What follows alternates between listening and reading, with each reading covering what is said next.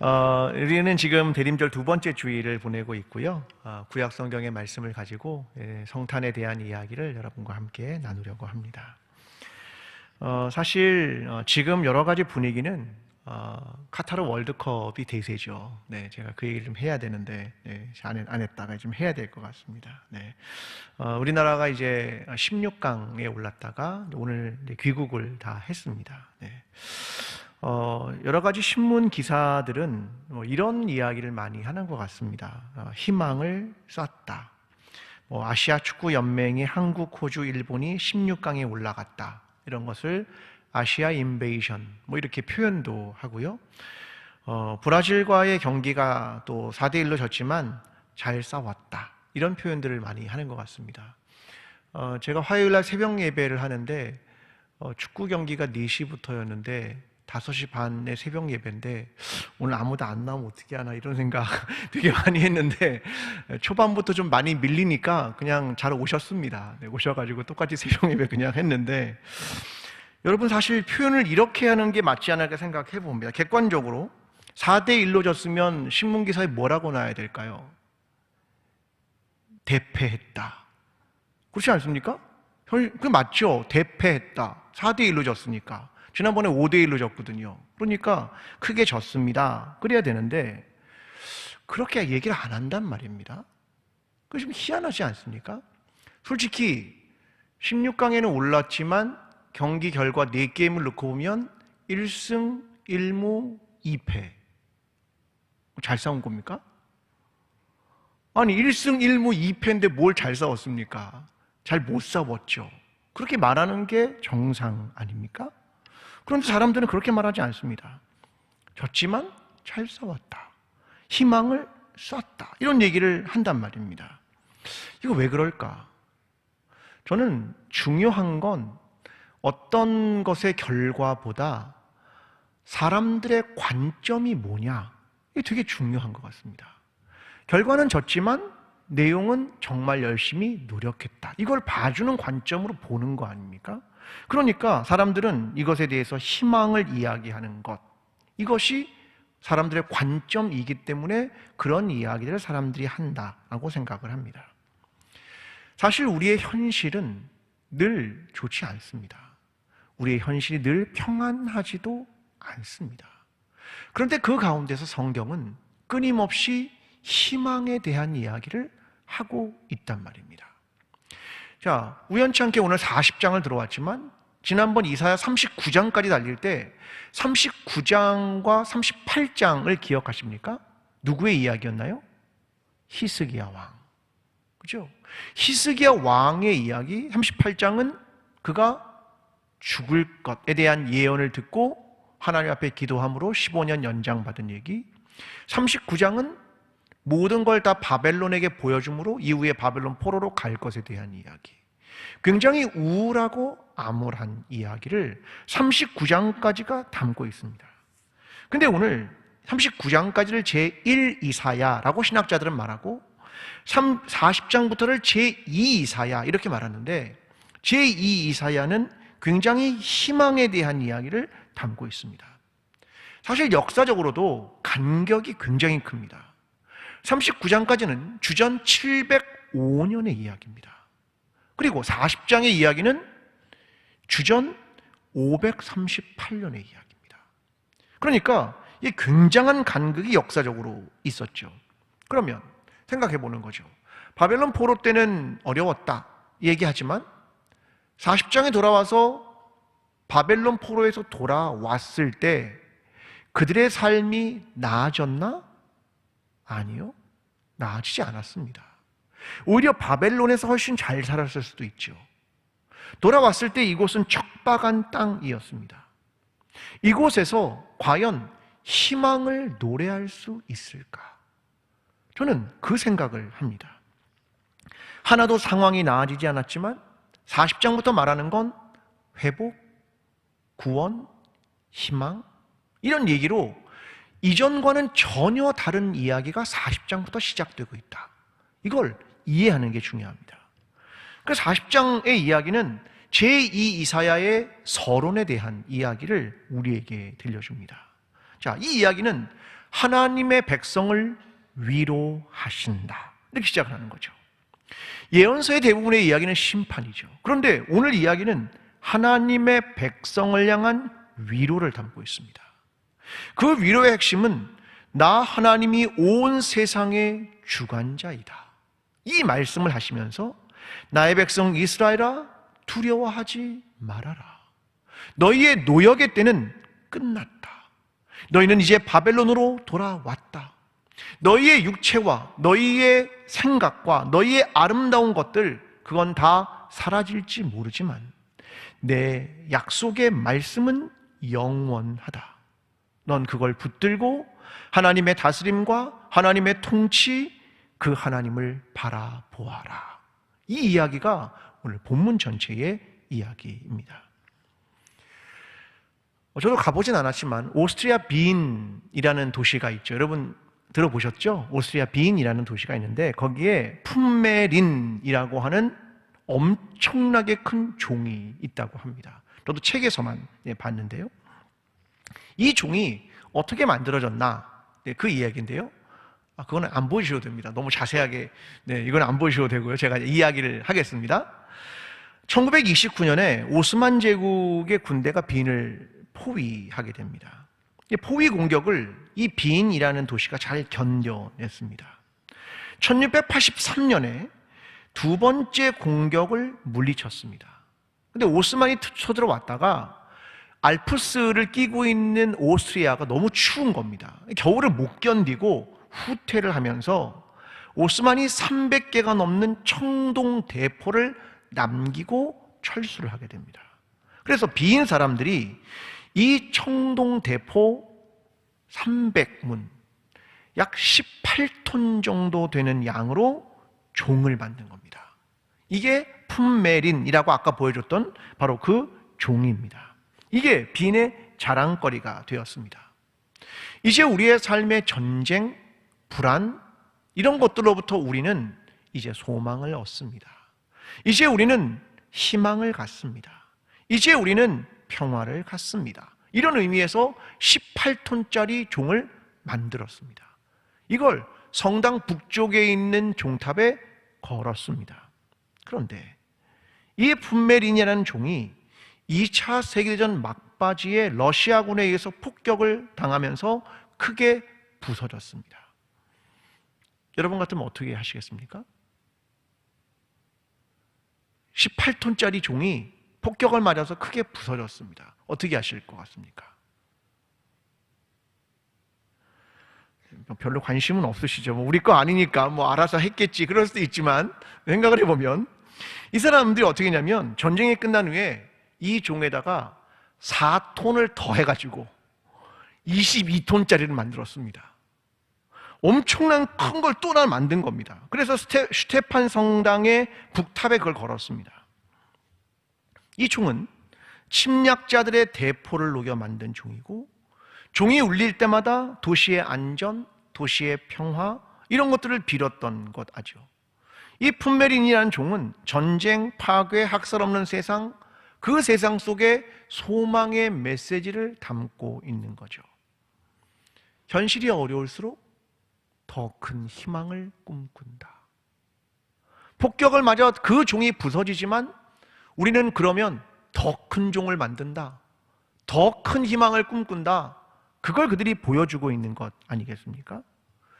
이 희망은 절망 속에 더 크게, 더 큰 절망이 오면 더 큰 희망을, 또다시 더 큰 절망이 오면 또다시 더 큰 희망을, 이렇게 그들이 꿈꿔가는 이야기를 담고 있는 종이란 말입니다. 여러분, 우리의 삶의 때로는 절망이 찾아오는 순간이 있죠. 때로는 이전보다 더 큰 절망이 찾아오기도 하겠지요. 그럴 때 더 큰 희망을 꿈꾸고 더 크게 우리와 함께 하실 하나님을 꿈꾸며 그렇게 살아가는 저와 여러분의 삶이 되기를 간절히 기도합니다. 자, 이사야 40장 1절과 2절의 말씀을 함께 좀 보겠습니다. 함께 읽어보겠습니다. 너희의 하나님이 이르시되 너희는 위로하라. 내 백성을 위로하라. 너희는 예루살렘의 마음에 닿도록 말하며 그것에게 외치라. 그 노역의 때가 끝났고 그 죄악이 사함을 받았느니라. 그의 모든 죄로 말미암아 여호와의 손에서 벌을 배나 받았느니라 할지니라 하시니라. 아멘. 자, 하나님이 얘기하는 건 이겁니다. 노역의 때가 끝났다. 자, 노역이란 전쟁, 싸움, 힘겨운 삶, 이런 걸 다 노역이라고 말하는 거겠죠. 근데 이들의 노역은 어디서 시작됐냐면 그들의 모든 죄로 말미암아, 그죠? 그들의 죄로 말미암아 이 고통의 시간이 시작되었다. 뭘 말하는 거냐면 바벨론 포로를 이야기하는 겁니다. 히스기야로부터 출발한 그것이 바벨론 포로로 이어졌고 그 바벨론 포로의 생활이 이제 끝나서 새로운 회복이 시작됩니다. 그들의 노역은 죄의 대가였습니다. 그런데 충분히 치렀고 이제는 회복이 남았습니다. 이걸 말하는 겁니다. 자, 그런데 생각을 해보는 거죠.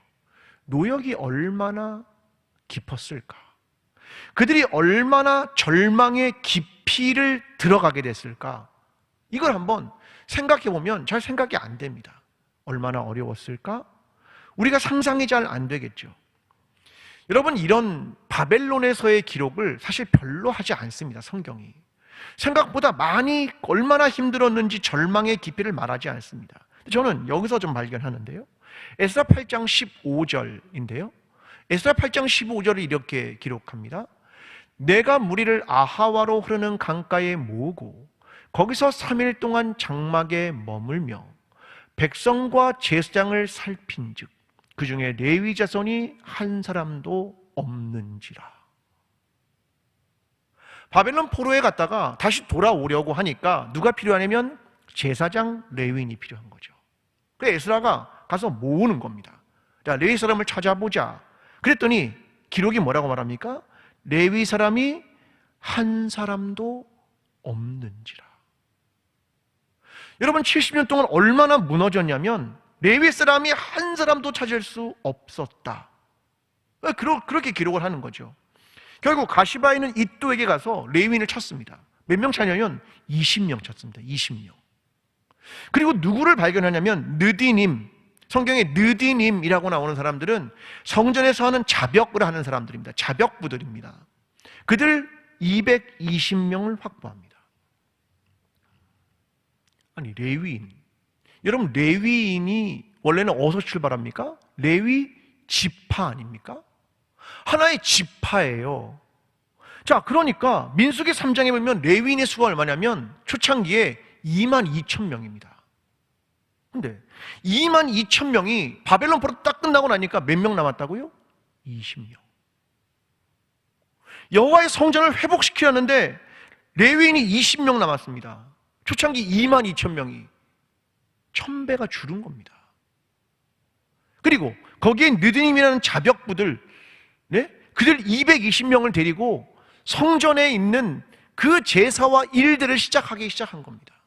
그러니까 바벨론 포로의 생활이 얼마나 상실과 무너졌는가, 그거를 보여주는 거죠.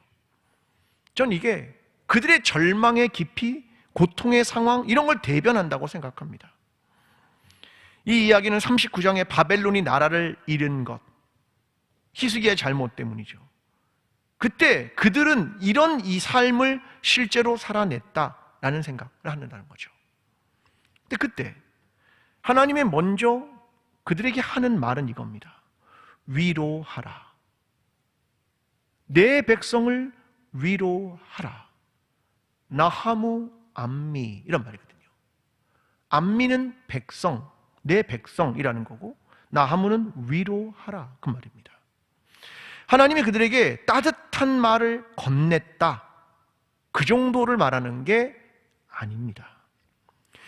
이들이 말하는, 하나님 말하는 이 말씀은 심판으로 얼룩진 과거 지사를 치료하는 정의와 공의의 집행, 다시 말하면 바벨론을 향해서 심판하시는 것을 포함한 위로, 그것을 담고 있는 이야기입니다. 누구를 향해서 위로합니까? 누구를 위로하라고요? 내 백성을 위로해라. 그들은 누구냐면 바벨론의 포로로 잡혀간 유대인들, 바벨론에서 산 유대인들, 그들을 위로하라, 이렇게 말하는 겁니다. 그러면 예언자가 가서 자, 위로받으십시오, 그렇게 하라는 게 아닙니다. 2절을 보면 이렇게 말합니다. 너희는 예루살렘의 마음에 닿도록 말하며. 마음에 닿도록 말해라. 이게 무슨 말입니까? 직역을 하면 심장에 대고 말해라, 그 말입니다. 설득력 있게 말해라. 우리말로 하면 이런 말이겠죠. 그들이 위로를 받았다고 느낄 만큼 말해라, 그거 아니겠습니까? 내 백성을 위로하라, 자, 위로받아, 그런 말을 단순히 전하라는 게 아니라 그들이 그 말이 가슴에 닿도록 심장에 대고 말해줘라. 내 백성을 위로하라, 그렇게 위로해줘라, 그걸 이야기하는 것입니다. 왜 그랬을까요? 그들의 마음속엔 고통이 있었겠죠. 애통함이 있었을 겁니다. 마음의 슬픔이 가득했겠죠. 그러니까 그런 마음의 내상을 입었던 사람들을 위로해 주는 것이죠. 그들 안에 애통함이라는 게 전 있었다고 생각합니다. 여러분, 마태복음 5장 4절에 보면 주님이 이렇게 얘기하십니다. 애통하는 자는 복이 있나니 그들이 위로를 받을 것이며. 애통한다, 뭘까? 애통한다, 이게 헬라어로 말하면 펜손테스라는 말입니다. 슬퍼한다, 애통한다. 조금 더 다른 말로 하면 가장 강력한 슬픔, 다른 말로 하면 사랑하는 사람의 죽음을 앞두고 내뱉는 감정, 통곡, 이런 걸 말하는 겁니다. 언제 이 단어를 쓰냐면 창세기 35장에 가면 야곱이 요셉이 죽었다는 이야기를 다른 아들들로부터 듣습니다. 그걸 듣고 나서 아버지 야곱이 한 게 뭐냐면 헬라어로 말하면 펜손테스입니다. 애통했다. 자녀를 잃어버렸을 때의 아버지의 마음, 그게 애통입니다. 여러분, 우리는 우리의 삶에 애통하는 일들이 있죠. 먼저 자기 자신을 보고 애통하는 일이 있지 않습니까? 로마서 7장 24절에 바울이 이렇게 말합니다. 오호라, 나는 곤고한 사람이로다. 이 사망의 몸에서 누가 나를 건져내랴. 하나님, 내가 하나님의 법을 따르려고 그렇게 몸부림치지만 내 죄악이 나를 끌고 갑니다. 하나님, 난 너무나 이런 내 모습을 보면 난 너무나 애통합니다. 그걸 말하는 거 아니겠습니까? 여러분, 사람은 자기의 모습을 보고 애통하는 것, 이게 있죠. 또 하나가 있습니다. 나 말고 타인을 보고 애통하는 거죠. 타인을 보고 그런 게 찾아오는 거죠. 주님은 마태복음 11장에서 이런 얘기를 하십니다. 이 세대를 무엇으로 비유할까? 비유하건대 아이들이 장터에 앉아 제 동물을 불러 이르되 우리가 너희를 향하여 피리를 불어도 너희가 춤추지 않고 우리가 슬피 울어도 너희가 가슴을 치지 아니하였다 함과 같도다. 이 세대를 내가 어떻게 말하냐? 도대체 누가 기뻐도 춤추지 않고 누가 슬퍼도 함께 가슴을 치지 않고, 이게 이 세대이다, 이렇게 말하는 거죠. 여러분, 다른 사람이 기쁘면 춤을 좀 추시나요? 아니면 배가 그냥 아프신가요? 네? 다른 사람이 기쁘면 함께 기뻐할 줄 알고, 옆에 누군가 슬퍼하는 사람이 있으면 함께 슬퍼할 줄 알고. 여러분, 오늘날의 시대는 애통이 사라진 시대, 누군가의 아픔이 나의 아픔이 되지 않는 시대, 그런 시대다, 주님 얘기하는 겁니다. 여러분, 김용복 목사님의 가만히 위로하는 마음으로 라는 책이 있는데요, 이 책에 이런 글이 있습니다. 제가 그냥 좀 읽어 드리겠습니다. 우리 모두는 때로는 이렇게 아이처럼 주저앉아 울 필요가 있습니다. 그러려면 상처에 정직해져야 합니다. 자신을 너무 몰아세우지 말아야 합니다. 우리는 그렇게 강한 사람이 아닙니다. 그렇게 강해질 필요도 없습니다. 약해져야 할 때 약해지는 것이 진실로 강한 것입니다. 자신을 과대평가하지 마시기 바랍니다. 때로는 자신의 연약함을 받아들이셔야 합니다. 때로는 무너져 내려 통곡해야 합니다. 때로는 절망하고 절규해야 합니다. 그것은 약한 것이 아니고 불신앙적인 것도 아닙니다. 여러분, 이 이야기를 읽으면 우리의 상처를 하나님 앞에 내려놓고 혹은 내가 가진 상처를 다른 사람에게도 내려놓고 너 너무 강한 척하지 마. 너 스스로를 위장하는 거지. 너 스스로 연극하지 말아라. 우리는 때로는 우리 자신을 속이기도 하고 위장하기도 하고 연극을 보여줄 때도 있습니다. 그럴 필요 없어. 강해지려고 할 필요도 없어. 약한 건 그냥 약한 것 내려놓는 거지. 때로는 무너져 내려 통곡이 나오면 절망하면 통곡해. 절규해. 그건 약한 것도 아니고 불신앙도 아니야. 그 얘기를 건네주는 겁니다. 여러분, 우리는 자신의 모습을 보고 애통하고 다른 사람의 아픔을 보고 함께 애통하고 이런 것들이 필요하다는 얘기죠. 그때 뭐가 시작되냐면 하나님의 위로가 시작됩니다. 그걸 말하는 거겠죠. 여러분, 헬라에서 위로란 뭐냐면 파라클렌세손타이라고 합니다. 파라, 이 말은 옆에 그런 말입니다. 옆에. 칼레우, 이 말은 부르다 그런 말입니다. 그러니까 위로라는 말은 뭐냐면 하나님께서 하나님 옆으로 부르십니다 그런 말입니다. 이게 위로한다. 누구에게? 애통하는 자들은 위로를 받을 것입니다. 그 얘기를 하고 있는 겁니다. 하나님의 위로는 하나님 옆으로 부르시는 거죠. 여러분, 지금 하나님의 백성이 바벨론 포로로 갔습니다. 그때 하나님 마음은 어땠을까? 자기 백성이 바벨론 포로로 갔을 때 하나님의 마음은 어땠을까?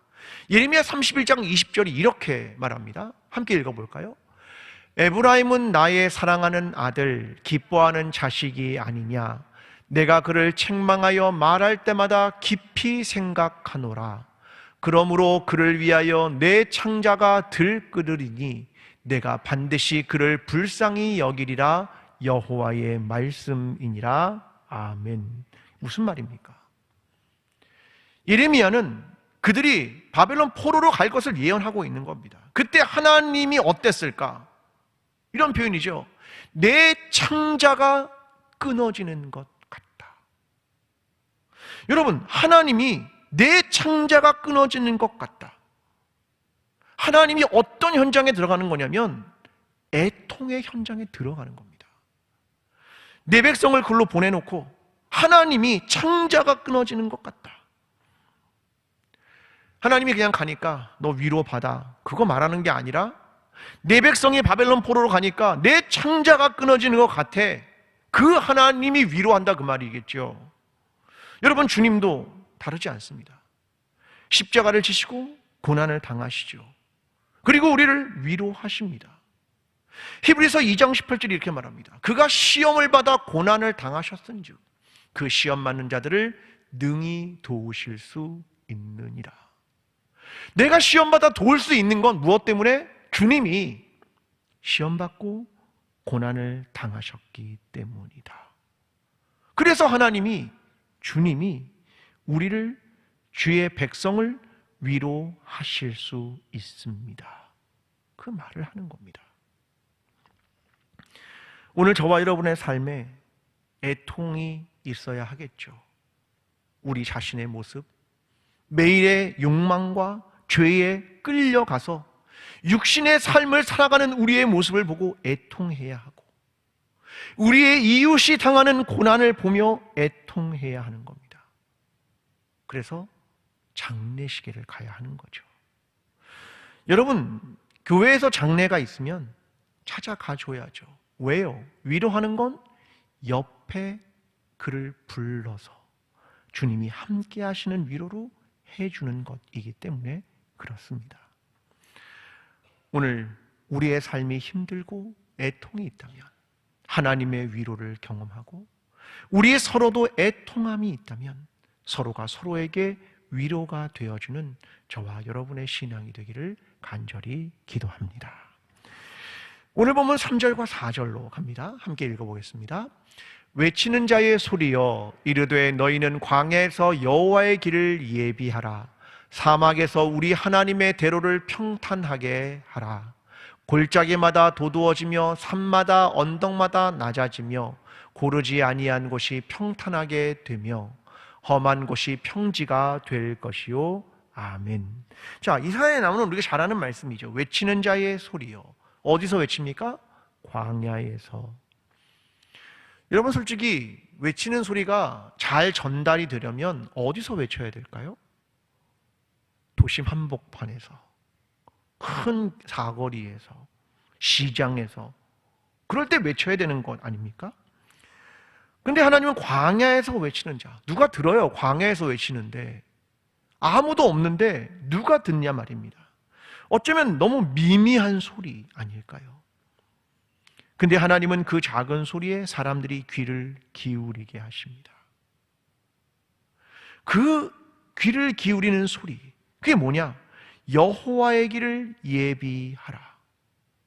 골짜기와 산과 언덕과 험한 곳이 낮아지고 고르게 되고 평탄하며 평지가 될 것이다. 이거 우리는 세례 요한의 이야기로 알고 있지 않습니까? 누가복음 3장이고요. 5절에 이렇게 말합니다. 모든 골짜기가 메워지고 모든 산과 작은 산이 낮아지고 굽은 것이 곧아지고 험한 길이 평탄하여질 것이요. 이사야의 이야기를 그대로 하고 있습니다. 여러분, 그런데 세례 요한이 이 외침을 시작한 상황이 누가복음 3장 1절에 기록되거든요. 이렇게 말합니다. 디베레 황제가 통치한 지 15대 곧 본디오 빌라도가 유대 총독으로, 헤롯이 갈릴리의 분봉왕으로, 그 동생 빌립이 이두레와 드라고니 지방의 분봉왕으로, 루사니아가 아빌레네의 분봉왕으로, 안나스와 가야바가 대제사장으로 있을 때에 하나님의 말씀이 빈들에서 사가랴의 아들 요한에게 임한지라. 이 기록이 뭘 말하는 겁니까? 그 당시에 로마 황제, 총독, 분봉왕, 대제사장, 수많은 높은 산들이 있었습니다. 그런데 예수 그리스도가 오십니다. 높았던 모든 산들이 낮아지며 그가 진정한 왕으로 이 땅에 오십니다. 이걸 설명하고 있는 구절 아니겠습니까? 여러분, 광야에서 외치는 자의 소리, 너무나 세례 요한의 미미한 존재, 그 속에서 하나님은 모든 걸 평탄하게 하며 그의 오실 길을 준비한다, 그런 얘기겠죠. 여러분, 세례 요한이 위대한 인물이었습니까? 여러분, 솔직히 구체적으로 얘기해 보면 이렇죠. 어쩌면 되게 비참한 인물 아닙니까? 광야에서 외치는 사람, 허름한 옷을 입고 살고 메뚜기라는 식물과 석청을 양식으로 먹고, 그를 따랐던 제자들이 있는데, 세례를 주는데, 그 제자들이 어느 날 예수라는 청년이 나타나니 그를 떠나 예수라는 청년의 제자가 되었다. 제자들이 그를 떠나고 또한 예수님 앞에서 이렇게 말합니다. 그는 흥하여야겠고 나는 쇠하여야 하리라. 결국 헤롯의 딸의 요구대로 감옥에서 참수형을 당해 쟁반 위에 목이 올려져 나옵니다. 그의 삶은 과연 뭘까? 이런 생각을 할 수밖에 없습니다. 예수님은 다릅니까? 팔레스타인에 가난한 요셉과 마리아의 집에 태어났습니다. 나이 30밖에 안 되는 이름도 없는 청년. 결국 마지막은 무죄한 자가 죄인이 되어 십자가를 지고 죽었습니다. 제자들은 다 도망가 버립니다. 마지막 남은 사람들의 이야기, 그가 부활했다가 아니라 제자들이 이후에 시체를 훔쳐갔다. 여러분, 예수님의 삶, 세례 요한의 삶, 정말 광야에서 외치는 소리, 이름도 없이 빛도 없이 살아가는 이야기. 그 목소리는 하나님의 외침이 되고 그의 삶은 낮아지고 비워집니다. 성탄은 우리에게 하나님의 낮아짐, 하나님의 자기 비움의 이야기이죠. 동시에 우리에게 보여주는 건 뭐냐면, 그러한 삶을 살아간 사람들처럼 너희도 그렇게 살기를 바라는 마음, 그것은 아니겠습니까? 우리의 목소리는 하나님의 말씀을, 우리의 삶은 낮아지는 삶을 말입니다. 이게 광야에서 외치는 자의 소리였습니다. 오늘 저와 여러분이 2020년 성탄을 준비하며 우리의 목소리는 하나님의 말씀을, 우리의 삶은 낮아지는 삶을 살아가는 저와 여러분의 삶이 되기를 간절히 기도합니다. 자, 본문 6절에서 8절로 갑니다. 자, 함께 읽어보겠습니다. 말하는 자의 소리여 이르되 외치라. 대답하되 내가 무엇이라 외치리까 하니 이르되 모든 육체는 풀이요 그의 모든 아름다움은 들의 꽃과 같으니 풀은 마르고 꽃이 시듬은 여호와의 기운이 그 위에 불비라. 이 백성은 실로 풀이로다. 풀은 마르고 꽃은 시드나 우리 하나님의 말씀은 영원히 서리라 하라. 아멘. 자, 다시 물어보는 겁니다. 내가 무엇이라고 외치리까? 자, 외친다는 말은 무슨 말이냐면 각인될 정도로 외친다, 그런 말입니다. 내가 무엇이라고 외칩니까? 그랬더니 하는 말이 모든 육체는 풀이고 모든 아름다움은 들의 꽃과 같습니다. 너희의 육체, 내가 가진 모든 아름다움 다 한계를 갖고 다 마를 겁니다. 시들어버릴 겁니다. 그런 말입니다. 근데 여기서 아름다움이라는 이 말은 원래 그의 인애, 그런 말입니다. 히브리어로 말하면 헤세드, 많이 들어보셨죠? 헤세드입니다. 인애, 그거거든요. 근데 그의 인애, 누구의 인애냐면 인간의 인애, 그런 말입니다. 인간의 헤세드, 그런 말이거든요. 그게 들의 꽃과 같이 시들고 마르게 될 것이다, 그런 말입니다. 대비되는 건 뭡니까? 하나님의 말씀, 하나님의 헤세드, 그건 영원합니다. 그 얘기를 하고 있는 겁니다. 호세아 6장 4절이 이렇게 말합니다. 에브라임아, 내가 내게 어떻게 하랴? 유다야, 내가 내게 어떻게 하랴? 너희의 인애가 아침 구름이나 쉬 없어지는 이슬 같도다. 너희가 인애가 있다고 한다. 근데 사람의 인애는 아침에 구름이나 쉬 없어지는 이슬처럼 사라질 거야. 그러나 하나님의 말씀은 영원할 거야. 그 얘기를 하는 겁니다. 인간은 풀과 같은 존재, 어쩌면 하나님의 눈으로 보면 오래 살지 못합니다. 짧은 세월을 살다 갈 거죠. 그러나 하나님의 약속은 성취되고 하나님의 말씀은 영원합니다. 하나님은 오랜 시간, 영원한 시간 속에서 말씀을 성취해 가십니다 라고 하는 겁니다. 제가 처음에도 이야기했지만 39장과 40장 사이에는 160에서 170년의 시간이 있습니다. 바벨론 포로에 잡혀갔던 사람들이 해방을 나온 사람하고 70년의 격차가 있으니까 살아남은 사람이 그리 많지 않았겠죠. 바벨론 포로가 잡혀간 사람들이 나중에 귀환될 거라고 생각했을까? 아니요. 많이 그러지 않았을 겁니다.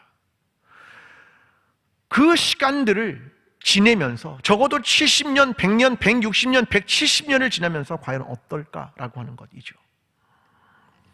저와 여러분도 오늘 우리 가운데 어떤 일이 일어납니다. 그 결과를 이후에 어떻게 될지, 이후에 어떤 일이 발생하게 될지 아는 사람은 없다. 왜? 우리는 풀과 같다. 우리는 시들고 우리는 어느 순간 때가 되면 우리의 인생은 끝나버릴 것이기 때문에, 그래서 우리가 붙들어야 할 것이 뭐냐면 영원한 하나님의 말씀, 그 하나님의 약속, 그 선하신 하나님, 그 하나님의 성취입니다. 오늘 우리는 사람의 인애가 아니라 하나님의 헤세드, 하나님의 말씀, 그 하나님이 약속한 걸 지키신다는 그 신실함, 오늘 그것을 믿음 가운데 붙들며 살아가는 저와 여러분의 신앙이 되기를 간절히 기도합니다. 자, 오늘 9절로 갑니다. 자, 9절 함께 읽습니다. 아름다운 소식을 시온에 전하는 자여, 너는 높은 산에 오르라. 아름다운 소식을 예루살렘에 전하는 자여, 너는 힘써 소리를 높이라. 두려워하지 말고 소리를 높여 유다의 성읍들에게 이르기를 너희 하나님을 보라 하라. 아멘. 자, 여기에 보면 우리가 잘 아는 구절인데요, 시온과 예루살렘이 등장합니다. 그런데 본문을 잘 읽으면 아름다운 소식이 전해지는 곳이 시온, 예루살렘입니다. 자, 본문을 다시 한번 띄워 주십시오. 아름다운 소식이 시온에 전하는 자요. 그러니까 시온에 전하니까, 그죠? 예루살렘에 전하는 자요. 그죠? 시온과 예루살렘입니다. 거기에 전해진다. 그런데 이 너는이 누구냐면 시온과 예루살렘입니다. 시온과 예루살렘이 아름다운 소식을 들었을 뿐 아니라 그 소식을 유다 성읍에게 전한다, 그런 말입니다. 그러니까 이 본문의 원래의 뜻은 시온과 예루살렘의 아름다운 소식이 전해지고 그들이 또다시 전하는 주체가 된다, 그 말을 하고 싶은 겁니다. 복음은 그렇게 흘러가는 거죠. 아름다운 소식이 뭐냐? 이거죠. 유다 성읍들에게 이르기를 너희 하나님을 보라. 너희의 하나님을 보라. 따라해 볼까요? 너희의 하나님을 보라. 너희의 하나님을 보라. 여러분, 이것이 전해지는 아름다운 소식이고 복음이고 그들이 들었던 이야기고 유다 성읍들에게 전하는 이야기입니다. 너희의 하나님을 보라. 그 하나님이 누군지 아느냐? 10절과 11절이 이렇게 말합니다. 보라, 주 여호와께서 장차 강한 자로 임하실 것이요 친히 그의 팔로 다스리실 것이라. 보라, 상급이 그에게 있고 보응이 그 앞에 있으며 그는 목자같이 양떼를 먹이시며 어린 양을 그 팔로 모아 품에 안으시며 젖먹이는 암컷들을 온순히 인도하시리로다. 아멘. 그 하나님은 어떤 하나님이에요? 강한 하나님입니다. 강한 자로 임하실 것이며, 이게 하나의 모습. 또 하나는 그 팔로 어린 양을 품에 안으시고 젖먹이는 암컷들을 온순히 인도하시는 하나님. 이 두 모습이 보이는 거죠. 너희 하나님을 보라. 결국 이 이야기는 오랫동안 버려졌던 땅 시온과 예루살렘이 여호와의 영광으로 다시 돌아올 것입니다. 아름다운 소식이 그동안의 아픔을 새롭게 치유할 것이고 그동안의 바벨론의 질서로부터 하나님의 질서로 되돌리실 것이며 이방인의 압제 아래 살았고 황무지가 되었던 땅이 이제는 다시 하나님을 섬기는 땅이 됩니다. 그동안 역사에서 사라져버린 것 같은 황량한 시간과 황량한 도성이 다시 하나님의 임재로 가득 차게 될 것입니다. 그 이야기를 담고 있는 겁니다. 성탄절이 되면 성탄 나무를 이렇게 세우죠. 우리 교회는 한 주에 하나씩 오라먼트 내용을 붙이지 않습니까? 첫 주에는 뭐를 달았죠? 사과. 사과는 선악과를 상징하는 겁니다. 우리의 죄악을 기억하는 거. 이번 주에는 똑같이 빨간색이니까 뭐가 달리는지 자꾸 눈에 안 띄잖아요. 근데 뭐가 달렸나요? 장미입니다. 황무지가 장미꽃같이 피는 것을 볼 때에 그걸 연상시키는 거죠. 이사야 35장 1절이거든요. 광야와 메마른 땅이 기뻐하며 사막이 백합화같이 피어 즐거워하며. 원래는 저 백합화입니다. 그걸 이후에 장미가 되면서 장미를 다는 거거든요. 그러니까 어디예요? 광야와 메마른 땅에 도무지 뭔가 희망이란 찾을 수 없는 그곳에 사막에 무엇이? 백합화가, 장미가 피어 즐거워할 것입니다. 꽃이 필 것이라고는 상상할 수 없는 곳, 광야에서 피어나는 그 꽃, 거기에 대한 이야기를 담고 있는 게 대림절 두 번째 주일입니다. 우리의 삶에도 고된 삶, 힘든 삶, 절망과 고통과 눈물이 있는 그곳이 있습니다. 그러나 주님이 우리를 위로하시고 너희 하나님을 보라, 그 말씀을 오늘도 기억하며 우리의 삶의 절망 속에서 희망을 꿈꾸며 하나님을 바라보는 저와 여러분의 삶이 되기를 간절히 축원합니다. 기도하겠습니다.